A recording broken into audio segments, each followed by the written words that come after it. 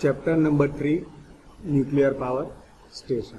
So nuclear power station is not popular in the India country, that means our country, due to the high technology, higher initial cost, radiation, danger, politics, and need to import the nuclear fuel in compared to another country.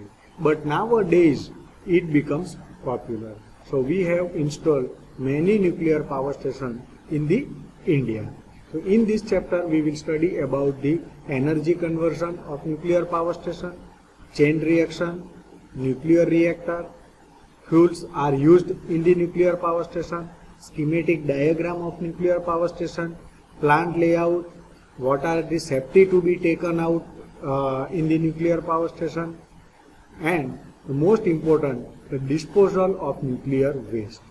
And we are also study about the what are the advantages and disadvantages of the nuclear power station in compared to another power station. So first let me see the energy conversion process in the nuclear power station. So the nuclear power station is similarly to the thermal power station at some points. Nuclear fuel is fusion in the nuclear reactor. So during this process it generates a lot of heat. That means the chemical energy which is present in the nuclear fuel is converted into heat energy. Now this heat energy is converted into steam by heat exchanger. That means the heat energy is again converted into heat energy. Now this heat energy is applied to the steam turbine. So with the help of this steam, whatever steam produced in the heat exchanger, it is used to rotate the steam turbine. So that means your heat energy is converted into mechanical energy by the steam turbine. So already I told you one alternator, AC generator, is mechanical coupled with this steam turbine. So this alternator converts mechanical energy into electrical energy. Let me see some important terms regarding to nuclear energy. So first, the composition of atom. So we are already familiar with the composition of atom. So in the middle portion, as shown in this figure, the middle portion of the atom of any matter is known as a nucleus. Now the positive particles, here you can see red, the positive charge particles in the nucleus is known as a proton. And no charge particle, here you can see, the no charge particles in nucleus are known as a neutron. Now the particles revolve around this nucleus in the elliptical shape orbits, which is known as a electron, and it has a negative charge. Now the numbers of protons and the numbers of electrons are same in any atom. It is most important. So the net charge of this atom becomes 0. So that you have to remember. That means each and every atom has no charge. That means the net charge is 0. So the numbers of protons are present in the nucleus is called atomic number, and it is denoted by capital Z. And the numbers of neutrons present in the nucleus is denoted by capital N. So we can write A is equal to Z plus N. Here you can see. So where A, it is nothing but the mass number of the atom. So the mass number of atom, that means atomic number plus number of neutrons present in the atom. Now the elements can be represented, each and any elements can be represented by this A noun Z.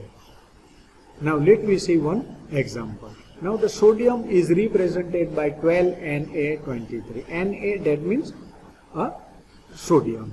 That means this 12, that is your atomic number of the sodium, which represents how many numbers of protons are present in the nucleus of the sodium atom. Now 23, what is 23? 23 is a mass number which represents the summation of protons and neutrons. That means the number of protons and neutrons present in the nucleus. Now the difference between this mass number and atomic number is called, or it is indicated by the numbers of neutrons.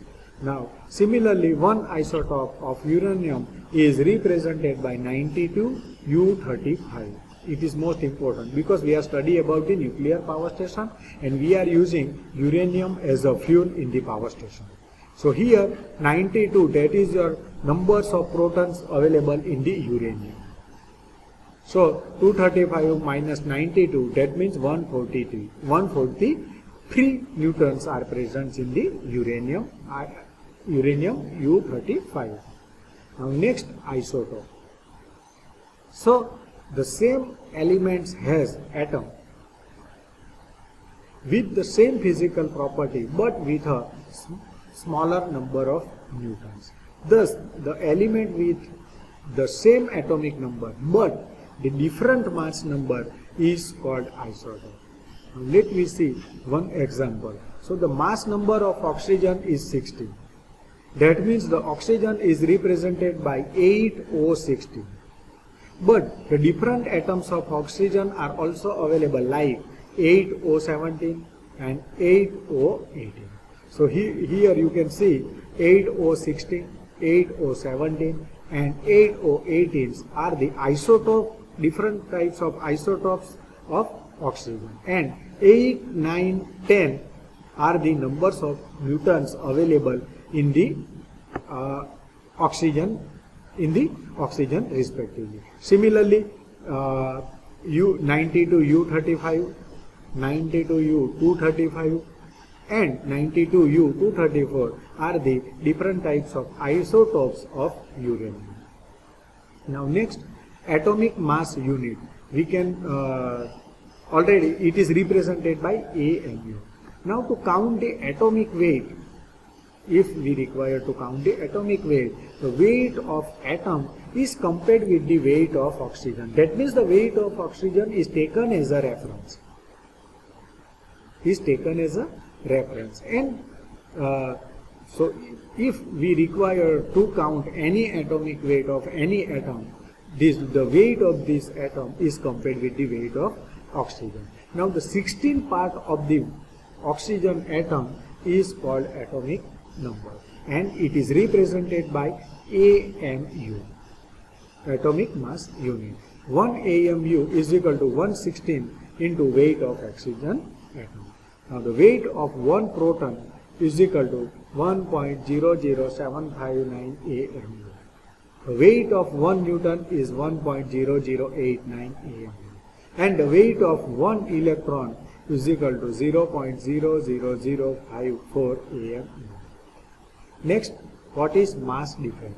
Now the weight of atom is always less than the summation of weight of neutrons, protons and electrons. Now the difference between this weight is called mass defect. Now next, what is binding energy? Now the protons are present in the nucleus. Already we have seen that, and it has positive charge. Now this protons is in very small phase. It requires very small phase. So the repulsion force is eccentric.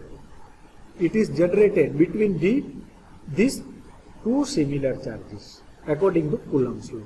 Now since all these protons cannot coexist in a small phase, so for that there must be a force is required to hold all these protons together in their particular space, and this force is known as a binding energy.